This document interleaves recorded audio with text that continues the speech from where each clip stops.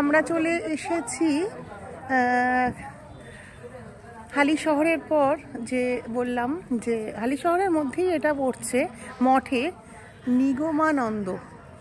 নিগমানন্দ একটা মঠ, আসামবঙ্গীয় সারস্বত মঠ আর কি। আমি দেখাচ্ছি এইখানে, এটা হলো হালি শহরের মধ্যেই পড়ছে, মানে যে কালী মন্দিরটা আমরা গেছিলাম, যে রামপ্রসাদের যে কালী মন্দিরটা যেখানে জন্মস্থান, সেখান থেকে এটার ডিস্টেন্স বেশি দূর না। আমরা টোটোয় এলাম, 10 টাকা ভাড়া। আমরা এখানেই ধরুন 5 মিনিটের মতো লাগলো টোটোতে। খুব ভালো, ভীষণ বড় এরিয়া, বিশাল এরিয়া নিয়ে আর কি এই মঠটা।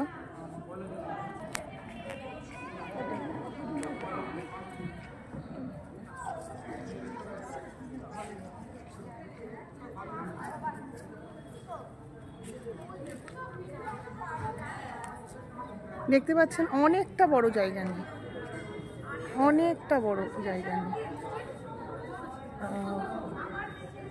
অনেকটা বড় জায়গা।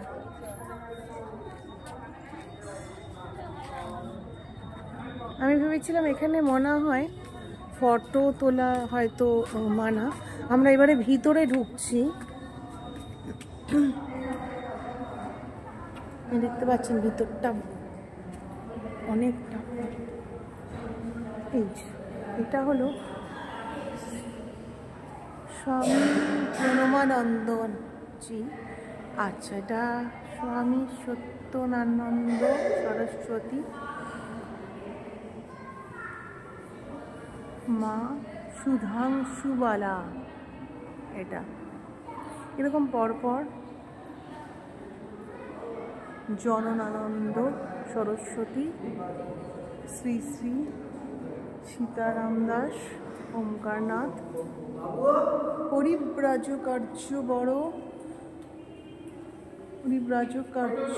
বর শ্রীমৎ দুর্গা প্রসন্ন পরমহংসদেব যিনি। এরকম ছবি দেওয়া আছে, এরকম অনেক ছবি দেওয়া আছে পরপর ছবি দেওয়া আছে। এই এখানে শ্রী গৌরাঙ্গের পথ, এই যে টোটাল জায়গা জুড়ে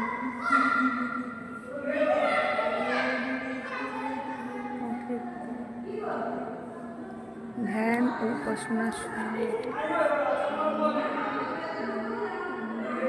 এখন বন্ধ আছে গেটটা। এটা হলো স্বামী নিগমানন্দ পরমহংসদেব।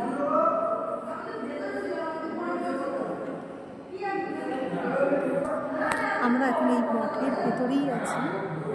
ভীষণ সুন্দর এবং খুব সাইলেন্টলি, খুব ভালো লাগছে।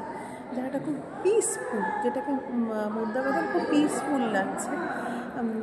তা আমি ভেবেছিলাম বোধহয় হয়তো এখানে করা যাবে না, ফটো মনে হয় তোলানোর একটা ব্যাপার নেই। তো যাই হোক, আমরা এখানে অলরেডি,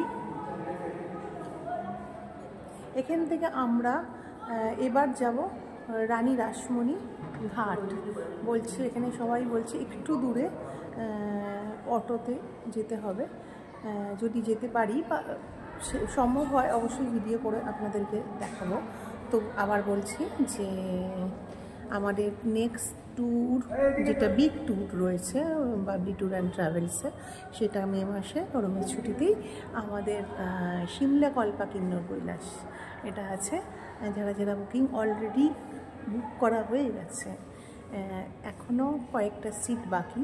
যারা এখনও অবধি দেননি কিন্তু যেতে চাইছেন, তারা প্লিজ কন্ট্যাক্ট করুন। সামান্য কিছু টোকেন মানি দিয়ে আমাদের অ্যাডভান্স করুন। তার পরবর্তীকালে পরবর্তীকালে যে অ্যামাউন্টটা লাগবে সেটা পরে দিলেও চলবে। টাটা। এখন আমরা এখান থেকে বেরিয়ে পড়ব।